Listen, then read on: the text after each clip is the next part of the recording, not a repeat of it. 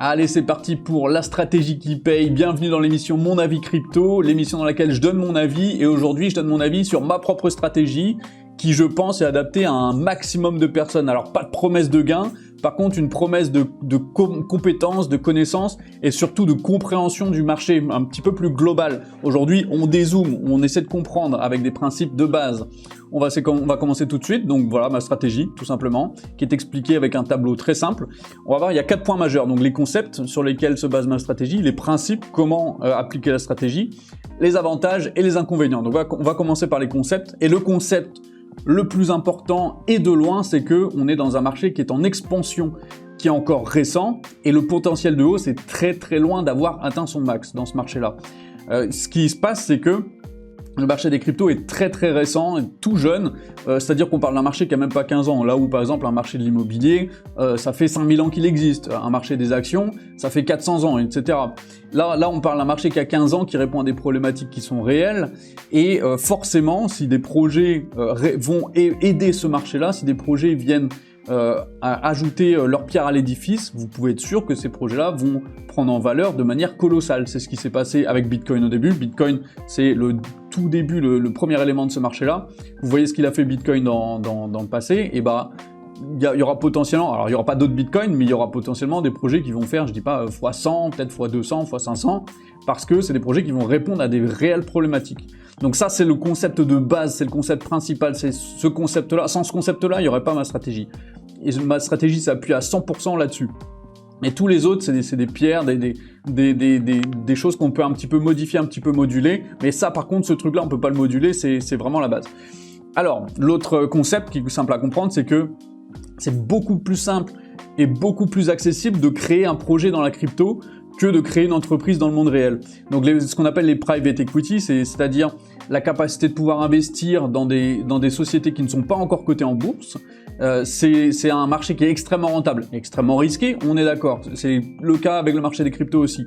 Néanmoins, l'avantage entre le marché des cryptos et les private equity, donc la capacité de pouvoir investir dans des sociétés du monde réel qui sont toutes naissantes, eh bien la différence, c'est que dans le marché des cryptos, tu prends 3 mecs, 3 développeurs, ils sont dans leur chambre, en caleçon, ils se grattent les couilles, tac tac tac, et puis ils font du dev. Et en faisant du dev, ils envoient des lignes de code dans l'informatique, dans des blockchains, etc. Et pouf, ça crée des projets. Il n'y a pas besoin, il y a moins de freins législatifs, il y a moins de freins administratifs, et l'accélération est exponentielle parce que tous ces freins, tous ces obstacles administratifs, législatifs auxquels font face les sociétés, eh bien, dans l'univers des cryptos, ils ne font pas face à ça. Et c'est important parce que on a un marché qui est en expansion, et en plus de ça, il y a beaucoup moins de freins que les autres marchés. Donc, l'expansion va être exponentielle, et elle est déjà exponentielle. Et je pense sincèrement que ces concepts-là, une fois que vous les avez compris, vous avez compris qu'il va pas falloir faire les fous à faire du trading. C'est pour ça que ma stratégie ne parle pas de trading. Le trading ne m'intéresse pas. J'en fais, je m'amuse avec ça, mais c'est pas avec ça que je vais faire de l'argent. Hein. Je suis même plutôt à perte qu'à gain. Alors on va dire équivalent à peu près. Je pense que j'ai gagné autant que j'ai perdu. Mais ça m'amuse de temps en temps. Mais ma stratégie réelle sur laquelle je m'appuie, sur laquelle je suis solide, sur laquelle je ne fléchis pas, c'est celle-là. Et il n'y a pas de trading, c'est de l'investissement pur et dur. Alors les principes de la stratégie. Le premier principe, qui est capital, sur lequel s'appuient tous les autres principes, c'est de lire et apprendre à propos des projets qui ont déjà fonctionné. Vous prenez Bitcoin, vous lisez Bitcoin, vous essayez de comprendre pourquoi Bitcoin a marché, à quel problème il répondait et comment ça a été mis en place. Ethereum, pareil, qu'est-ce qu'il a apporté dans l'écosystème? Pourquoi Ethereum est la crypto numéro 2 aujourd'hui? C'est pas pour rien, il y a des éléments qui font que c'est la crypto numéro 2. Renseignez-vous, mais il y en a plein d'autres. On peut aller ensuite dans la finance décentralisée, on peut prendre AAV, AAVE, on peut prendre des projets comme ça à l'appel, il y en a qui ont très bien fonctionné, vous prenez le top 50, alors dans le top 50 il y a des merdes, on est d'accord, mais vous faites le tri, vous regardez ceux qui ont le plus marché, et vous essayez de comprendre pourquoi ils ont marché, et en faisant ça, vous allez engranger des connaissances et des compétences qui vont faire que dans votre analyse des projets futurs, vous allez pouvoir vraiment comprendre un petit peu en quoi ces projets futurs peuvent être intéressants à investir. Alors ensuite, trouver les valeurs fiables, pardon, c'est l'inverse. Trouver les valeurs fiables. Alors l'objectif de ma stratégie, moi j'investis dans les microcaps, d'accord? C'est des cryptos qui ont moins de 10 millions de market cap. Au-delà de 10 millions, j'estime que c'est déjà un projet qui a déjà eu un potentiel de hausse qui a été un petit peu essoufflé. Le potentiel de hausse est essoufflé, surtout dans le marché actuel dans lequel les microcaps ne vont pas très très haut. Donc au-dessus de 10 millions, il y a des projets qui sont vraiment très intéressants. Mais moi, à titre perso, je n'y vais pas. Il y en a quand même certains qui pourraient y aller, même à 10 000, à 100 millions, à 200 millions. Je prends l'exemple de Hyperliquid, par exemple. Pour moi, le token Hype, ils sont à 10 milliards. D'accord? Donc là, on est très loin de mon niveau. Mais si on veut un projet qui est ultra stable, qui est ultra solide, avec un potentiel de hausse qui est quasiment assuré, Hyperliquid, il y a des risques évidemment, mais Hyperliquid est très solide et rentrerait très bien dans ma stratégie. C'est juste que c'est pas la même vision, la même vision long terme, quoi. Ce sera pas, donc c'est moins risqué, donc le gain de hausse est moins élevé, mais le gain de hausse est quasiment assuré dans ma stratégie parce qu'il répond à tous les critères. Voilà, c'est ce que je voulais dire. Les critères, c'est quoi? C'est une bonne team, very early ou point bas. Là en ce moment, c'est un point très bas sur Hyperliquid. Et redistribution aux holders et users, exception Bitcoin, alors je vais en parler. Donc c'est quoi la redistribution aux holders et aux users? C'est-à-dire que un projet, l'objectif du projet, c'est de faire de l'argent. Les gars qui créent des projets, c'est très rare qu'ils créent des projets dans l'objectif de ne pas faire de l'argent. Et c'est pour ça que l'exception du Bitcoin est là. Donc ces projets-là doivent avoir pour principe et comme concept et vraiment intégré dans le projet, dans le livre blanc du projet, c'est que les gens qui achètent le token et qui le gardent, et les gens qui utilisent le protocole, le projet, les deux doivent être rentables. Si les deux ne sont pas rentables, vous pouvez être sûr que ça va aller à la poubelle. Il faut qu'il y ait un modèle économique qui soit distributeur. Si vous n'avez pas un modèle économique distributeur en ce moment, peut-être que dans 10 ans ça changera, mais en ce moment, vous allez vous faire flinguer. Et Hyperliquid répond à ces trois critères-là. L'exception du Bitcoin, pourquoi? Parce que Bitcoin se suffit à lui-même, Bitcoin n'a pas besoin d'être rentable, Bitcoin c'est la crypto la plus sécurisée, la crypto la plus intéressante. Bitcoin il est en train entre guillemets de remplacer l'or. Alors le mot est fort, mais c'est un petit peu pour ça qu'il monte. Je ne vais pas parler de Bitcoin pendant 20 ans, mais c'est une exception, d'accord? Bitcoin n'est pas rentable, c'est pas parce que tu achètes du Bitcoin que tu vas recevoir des USD sur un wallet, c'est pas comme ça que ça marche. Ensuite, le prochain principe, c'est du DCA. Alors le DCA, il est capital, c'est vraiment la méthode d'investissement dans ma méthode à moi, dans ma stratégie.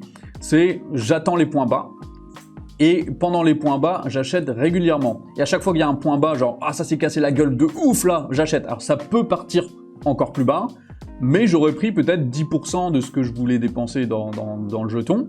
J'aurais pris ces 10% et j'aurais acheté pendant ce point très bas. Et peut-être que un mois plus tard, il y aura un autre point très bas encore plus bas. Bah, c'est très bien, je remets 10% et ainsi de suite. À chaque point bas, comme ça, j'achète. Donc, ce qui est intéressant, c'est de faire... Alors là j'ai mis quand le BTC a un RSI très bas. C'est vrai. Je vais en parler un petit peu après, mais là c'est vraiment par exemple pour les tokens comme Hype qui sont moins risqués, qui sont plus valorisés et qui ont toujours un très bon potentiel de hausse, mais qui ont déjà fait une hausse qui est quand même fulgurante. Là c'est pas le cas, donc tout ce qui est RSI sur Bitcoin, c'est pas le cas pour les microcaps comme moi j'investis, mais je trouvais ça intéressant de le mettre pour les gens qui veulent investir quand même dans des projets moins risqués, parce que moi je suis dans le très risqué. Donc alors mon exemple il est tout simple, c'est pourquoi quand le RSI est très bas, vous prenez Bitcoin ici, vous regardez, donc ça c'est la courbe de Bitcoin, ça c'est la courbe du RSI de Bitcoin, on va zoomer sur le niveau des 30 ici, à chaque fois, historiquement, quand Bitcoin est allé sous les 30 en RSI, on a eu une hausse fulgurante, voilà, ici, 30 en RSI, ici, tac, voilà, la hausse ensuite, pouf, ok, ici, 30, tac, tac, la hausse ensuite, pouf, ok, ici RSI 30, la hausse ensuite, pouf, voilà, c'est systématique. Et là, qu'est-ce qui se passe? En ce moment, oh, bah qu'est-ce qui se passe? Oh, bah c'est quoi ça? RSI 30, pouf, et donc si on part du principe que ça va continuer dans ce sens-là, clac, voilà. Donc c'est des cycles, en fait, c'est des cycles que Bitcoin a et visiblement qu'il veut garder. Ça veut pas dire que Bitcoin ne va pas aller plus bas pour l'instant, mais ça veut dire que c'est une zone de DCA dans ma stratégie que j'applique, qui est exceptionnel, voilà. Je viens de vous le prouver par A plus B, alors peut-être qu'il va y avoir un changement, peut-être que les cycles vont être modifiés, je ne sais pas, néanmoins, je pense que se baser là-dessus, là, tout de suite, c'est la meilleure data qu'on a. Pour moi, c'est la meilleure data, c'est la vision la plus simple, la plus compréhensible. RSI sous 30 sur Bitcoin, c'est un point bas sur les marchés. Si jamais j'ai tort, eh ben écoutez, tant pis, je rachèterai plus bas. Mais en tout cas, la probabilité que j'ai raison est vraiment élevée. De toute façon, le risque zéro n'existe pas, donc ça, faut pas l'oublier. Voilà, c'est ça un petit peu la manière dont j'investis. Ensuite, achat spot uniquement, pas de levier, jamais de levier. Les diviser par 2, même un levier x2, vous pouvez vous faire liquider. Il y en a, ok. Donc achat spot, ça veut dire vous achetez le bien, la crypto, le token, ce que vous voulez, vous le mettez dans un coin et vous y touchez plus. Ça, c'est dans ma stratégie. Si vous faites du levier, ça devient du trading. Je ne fais pas de trading, c'est pas l'objectif de la stratégie, donc achat spot uniquement. DCA out. Alors, DCA in, c'est pour l'achat, DCA out, c'est pour la vente. Quand vous avez un token vous êtes largement rentable et que vous avez une hausse verticale, on peut aller voir ici dans BTC par exemple. Ici, on avait une hausse verticale, là, à cet endroit-là. Quand vous avez cette hausse verticale, bah vous sortez. On sort là, on sort là, on sort là, on sort là, on sort là, on sort là. Alors oui, on a moins de gains que si on achète là et si on vend là. Mais qui achète les points bas et vend les points hauts? Ça n'existe pas. Si quand on essaie de vendre le point haut, on ne l'a jamais, on se trompe et ensuite, là on avait fait plus 1000%, on descend à plus 5%. Et donc on a perdu un potentiel de hausse monstrueux. En faisant ça, certes on gagne moins, mais on s'assure des gains, et ça c'est très important. Donc le DCA out, il est extrêmement important. Et souvent d'ailleurs le DCA out doit être sur une période beaucoup plus restreinte que le DCA in. Parce que le DCA in, souvent dans le marché des cryptos, c'est ça, on a le temps, c'est très long, on peut acheter pendant des mois, voire des années, et ensuite, pouf, ça pète d'un coup, ça prend pendant 2 mois, et c'est là qu'il faudra être très rigoureux et vendre, et c'est très difficile. L'autre principe de ma stratégie, c'est d'être extrêmement patient pour la raison que je viens d'évoquer. C'est-à-dire comme les périodes de creux sont longues et les périodes de hausse sont courtes. Et ça, c'est très important, il faut le comprendre, c'est capital. Ensuite, les avantages de ma stratégie, c'est hyper simple. Voilà, vous avez tout dans un tableau, voilà, ma stratégie, elle est là, il n'y a pas besoin de plus, il n'y a pas besoin d'autres choses à comprendre. Hyper rentable si bien exécuté. On l'a vu, la différence entre le point haut et le point bas et le point haut, elle est colossale. Alors là, c'est bon, c'est Bitcoin au début, mais vous avez des tokens aujourd'hui qui font ça. 200 $ point bas, 17 000 $ point haut. Voilà. Bon, j'ai pas besoin d'aller plus loin. Augmentation des connaissances et compétences. Ça, c'est très important. L'avantage de cette stratégie, c'est que vous allez devoir travailler. On n'aime pas ça, mais pour moi, c'est un avantage parce que vous allez vraiment avoir suffisamment de connaissances dans l'écosystème pour pouvoir prendre les bonnes décisions. Et ça viendra pas tout de suite, certes, mais c'est hyper important. Il faut lire, il faut lire les sites des projets qui vous pensez sont valables. Il faut aller écouter les avis, les pour, les contre, et vraiment vous faire votre propre avis là-dessus. Et il faut travailler. En fait, il va falloir travailler. Moi, en ce moment, je suis sur Gestor. Gestor, c'est de l'auto-trading. Alors, du coup, pour comprendre l'auto-trading, j'ai dû essayer de comprendre le monde de l'auto-trading, les banques qui payent des développeurs pour faire de l'auto-trading dans des bureaux, etc. J'ai une connaissance beaucoup plus globale maintenant de ce que c'est le trading automatique via algorithme. J'ai une compréhension très fine et très profonde. Alors, je suis pas un expert, mais j'ai suffisamment d'éléments pour comprendre comment ça fonctionne. Et ça, c'est capital. Il faut comparer avec le monde réel si jamais le projet a des choses qui se fait dans le monde réel. Ça va être très important. Et l'autre avantage, et pas des moindres, c'est que vous pouvez dormir sur vos 2 oreilles. Et ça, c'est très important, pas de stress, pas comme dans le trading, vous faites un levier x10, vous mettez toutes vos économies sur un levier x10 et pouf, ah bah mince, ça a divisé de 10%, j'ai perdu tout, ah bah mince, c'est dommage. Ça n'arrive pas avec ma stratégie. La chose qui peut faire que vous ne dormez pas sur vos 2 oreilles, c'est parce que vous avez investi potentiellement sur un projet qui est nul. Et c'est pour ça que lire et apprendre sur des projets qui ont déjà fonctionné, c'est très important. Alors il peut toujours y avoir des risques, et c'est pour ça qu'il faut éviter d'être, si possible, à 100% dans un seul projet. Je dis ça, mais c'est ce que je suis en train de faire, donc je suis pas un bon exemple.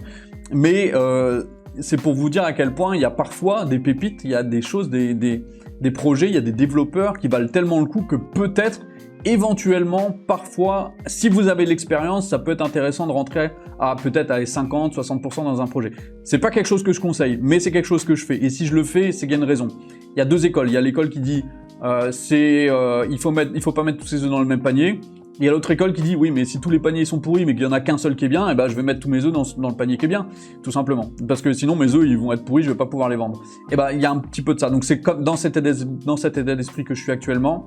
Néanmoins, je dois conseiller quand même de ne pas mettre tous ses œufs dans le même panier, par acquis de conscience, parce que je sais que tout le monde n'est pas formé. Et si vous n'êtes pas formé, si vous êtes récent, si vous avez même 2-3 ans dans l'écosystème, ne mettez pas tous vos œufs dans le même panier, et surtout demandez conseil. Vous pouvez m'envoyer des messages quand vous voulez, j'irai voir vos projets, je vous donnerai mon avis très brut, très sec, très même peut-être méchant, mais au moins vous aurez un avis qui sera honnête avec moi. Vous m'envoyez des messages quand vous voulez pour ça, je prendrai 5 minutes et puis on va voir. Alors les inconvénients, parce qu'il y en a. La patience est très très difficile, c'est très dur d'être patient. En ce moment, je suis sur un truc où je dois être très patient. Des fois, on en a marre d'être patient. Donc des fois, au début, on n'a pas de profit, voire même on est à perte pendant un moment. C'était le cas sur ma position. Alors maintenant, je suis largement à profit, mais à une époque, j'étais à perte sur mes positions. On peut être à perte pendant des mois, voire des années, avant de voir des gains significatifs. Par contre, quand les gains sont significatifs, ils sont là, ça vient, c'est rapide et c'est monstrueux. Alors, l'autre inconvénient, c'est quand on voit les traders de tendance faire des gros plus-values, PNL c'est Profit and Losses, pendant que notre investissement ne bouge pas. C'est-à-dire que pendant que nous, on va attendre dans une position, on est statique, ça bouge pas, on s'ennuie, il se passe rien, et ben on va voir sur Twitter, on va voir des mecs qui font des grosses plus-values sur des trucs qui sont tendances, sur des nouvelles méta, et c'est très frustrant, c'est extrêmement frustrant. En plus de ça, quand on discute avec ces gens-là sont très arrogants souvent, ils nous disent « Ah ouais, mais faut surfer sur les tendances, t'es con ou quoi, c'est comme ça que ça marche ?» Oui, ben non, moi je trouve que ma stratégie est beaucoup plus viable, parce que des traders de tendance, on les entend quand la tendance est en train de monter, par contre quand la tendance est en train de descendre, il n'y a plus un seul tweet. Là, ils n'existent plus les mecs, il n'y a plus personne. Alors que moi, ma stratégie, j'en parle tout le temps, je l'exprime tout le temps, là je suis à un point bas, et pourtant j'en parle quand même, parce que je sais qu'elle est viable et que je sais où ça va. Et enfin, dernier point, la stratégie de sortie pour la vente est très très difficile à exécuter parce que ça va très vite. Ça, c'est un point majeur. Et c'est pour ça qu'il faut absolument vendre quand ça monte. Dès qu'il y a un petit peu un début de hype, un début de quelque chose, commencer à prendre des profits très vite. C'est très très difficile à exécuter, il faut pas être trop gourmand.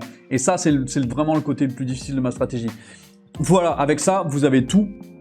Là-dedans, il y a tout. Vous reprenez le schéma si vous voulez. Je vais mettre le lien du schéma en description.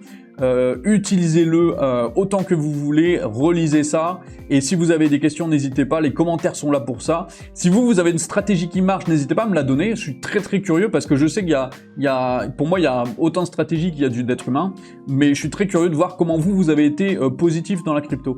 J'ai envie de savoir et j'espère en tout cas que vous l'êtes.